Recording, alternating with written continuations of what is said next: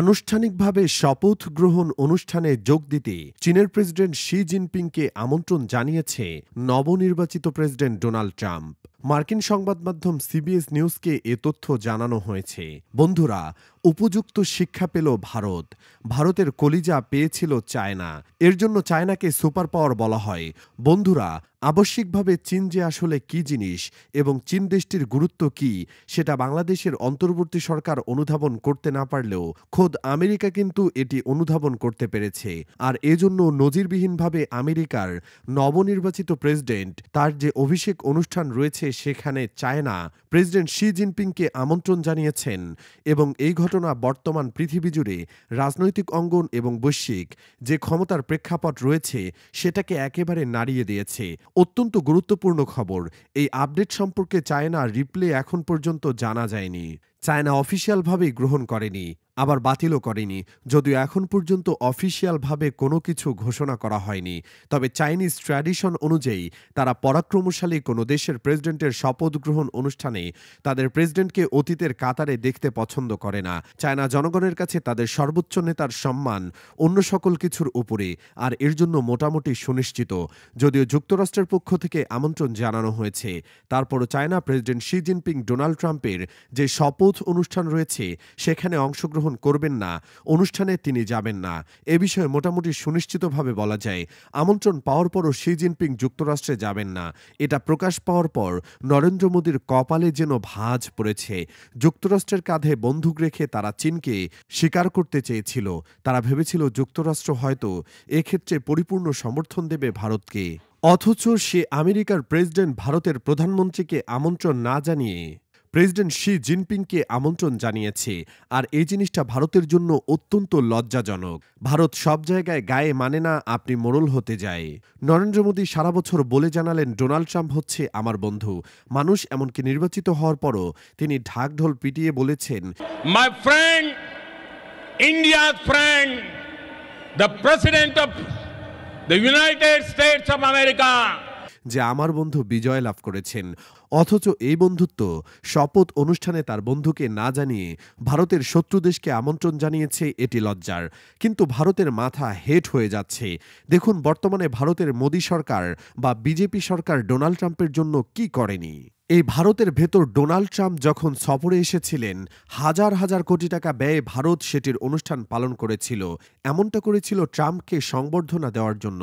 Trump বলেছিল অনেক মানুষ লাগবে, তারা রাস্তায় রাস্তায় ট্রাম্প ট্রাম্প বলে স্লোগান দেবে। হয়তো মানুষ জোগাড় করতে পারলে আমি ইন্ডিয়াতে যাব।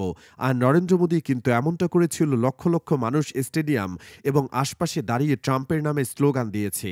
যুক্তরাষ্ট্রের ইতিহাসে ডোনাল্ড ট্রাম্পকে ভারত যে সংবর্ধনা দিয়েছে, এরকম কোনো দেশ ডোনাল্ড ট্রাম্পকে কেন আমেরিকার সরকারকেই দেয়নি, কোনো সরকার এমন সম্মান দেওয়া হয়নি। দেখুন এত কিছুর পরও ডোনাল্ড ট্রাম্প তার শত্রুদেশ চীনকে প্রধান অতিথি করে শপথ অনুষ্ঠানে আমন্ত্রণ জানিয়েছে।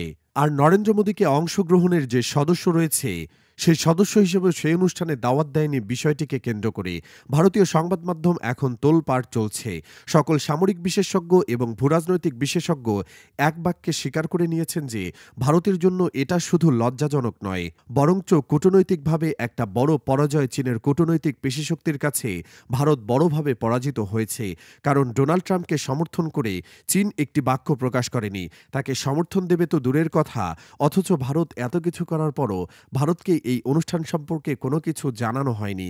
এটা কিন্তু ভারতের কাছে একটি শোচনীয় পরাজয়। এই জিনিসটা কিন্তু এখন মেনে নিচ্ছে ভারতীয় সংবাদ মাধ্যমগুলো। ভারতের সামরিক বিশেষজ্ঞদের এই বিষয়টা মেনে নিতে হচ্ছে। দেখুন কি জন্য শি জিনপিংকে এভাবে আমন্ত্রণ জানানো হলো। এই বিষয়টিকে কেন্দ্র করে যখন প্রশ্ন করা হয়েছিল, ট্রাম্পের ক্ষমতা গ্রহণের যে মুখপাত্র রয়েছেন মিস্টার ক্যারোলিন, তাকে করা হয়েছিল। তিনি তার বক্তব্যে বলেছেন, যারা গুরুত্বপূর্ণ জায়গায় রয়েছেন, বৈশ্বিকভাবে পুরো বিশ্বকে যারা কন্ট্রোল করছে এবং সামরিক বিষয় পরিচালনা করার জন্য যাদের দরকার, তাদের সবাইকে কিন্তু আমন্ত্রণ জানানো হয়েছে। বিশ্ব শান্তি এবং সমৃদ্ধির জন্য যাদের দরকার তাদের সঙ্গে খেলাধুলার আয়োজন করতে চান যুক্তরাষ্ট্রের নতুন প্রেসিডেন্ট ডোনাল্ড ট্রাম্প, যার জন্য শুধুমাত্র মিত্র নয় শত্রু দেশকেও তিনি আমন্ত্রণ জানিয়েছেন। দেখুন যুক্তরাষ্ট্রের এই স্টেটমেন্টকে পরিষ্কারভাবে প্রতীয়মান হয় যে আমেরিকা ভারতকে এখনও শক্তিশালী মনে করে না। ভারতকে শুধুমাত্র আঞ্চলিক পাওয়ার হিসেবে বিবেচনা করে আন্তর্জাতিক আন্তর্জাতিক বড় কোনো খেলায় নয়, ভারত বড় কোনো ভূমিকা পালন করতে পারবে সেটা বিশ্বাসই করে না। আমেরিকা আর এর জন্য কিন্তু বন্ধু বন্ধু করে গলা সকালেও ভারত ডোনাল্ড ট্রাম্প কিন্তু বন্ধু ভাবেন না নরেন্দ্র মোদীকে। তাকে মনে মনে চায় ডোনাল্ড ট্রাম্প, যার জন্য এত বড় অনুষ্ঠানে তাকে দাঁড়াতেই দেয়নি। দেখুন, ভারতের সামরিক শক্তি, অর্থনৈতিক শক্তি এই সকল কিছুই বাংলাদেশের প্রেক্ষাপটে বা বাংলাদেশের সঙ্গে কম্পেয়ার করতে গেলে এটা কিন্তু অনেক কিছু। তবে চায়নার বিরুদ্ধে সেটি কোনো কিছুই নয়, বড় কোনো প্রভাব ফেলতে পারবে না। দেখুন, চীন একটি সুপার পাওয়ার, আর চীনের উত্থান কোনোভাবে আমেরিকা থামাতে পারবে না। আর এর জন্য আমেরিকা এখন চায়নার সাথে সমঝোতা করতে চায় এবং চীনের সাথে কিছু ক্ষেত্রে শান্ত পরিবেশ করতে চায়। দেখুন, সীমান্ত এলাকায় বলেন বা যে কোনো কূটনৈতিক পরিস্থিতিতে ভারত বাংলাদেশের উপর যত পেশিশক্তি দেখাচ্ছে বা যত ধরনের কার্যক্রম করছে, এর জন্য মূল দায় কিন্তু আমরা। আমাদের বাংলাদেশের নেতৃত্বে দেখুন, আমাদের যে মূল স্পিড ছিল, আমাদের মূল ক্ষমতার উৎস থেকে আমরা সরে এসেছি এবং আমরা পশ্চিমা বিশ্বের দিকে ধাবিত হচ্ছি। আমরা একতরফা হয়ে বড় ভুল করেছি। চীন আমাদের অন্যতম বড় পাওয়ার হাউস ছিল।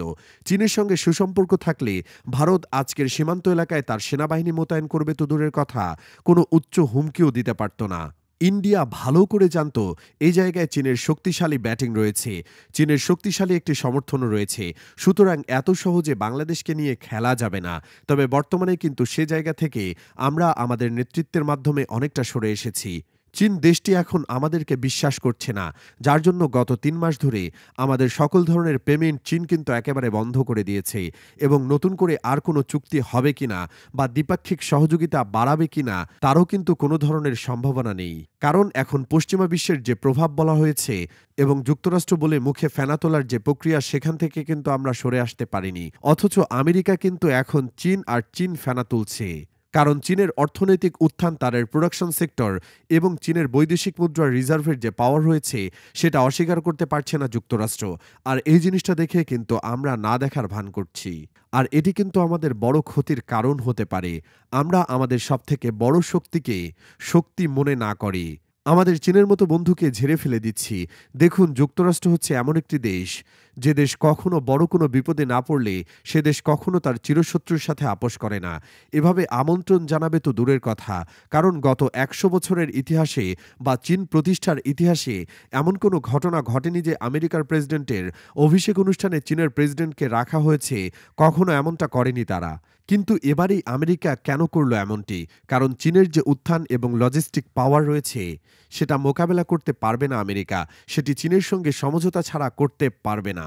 যেমন চায়না ইরানকে সাথে নিয়ে যে কোনো কিছু পাল্টে দিতে পারে এবং মধ্যপ্রাচ্য ও আমেরিকার যে প্রভাব রয়েছে সেটি কিন্তু চায়না কমিয়ে ফেলতে পারে, যার জন্য চীনের সঙ্গে সমঝোতা চায় আমেরিকা। আর এই জিনিসটা আমাদের যারা পররাষ্ট্রনীতি নির্ধারক রয়েছে তাদেরকে এই বিষয়টা চিন্তা করতে হবে। তাদেরকে চীনের সাথে ভালো সম্পর্ক করতে হবে, কারণ আমেরিকাকে ঠেকাতে পারবে চায়না আর ভারতকে ঠেকাতে পারবে পাকিস্তান।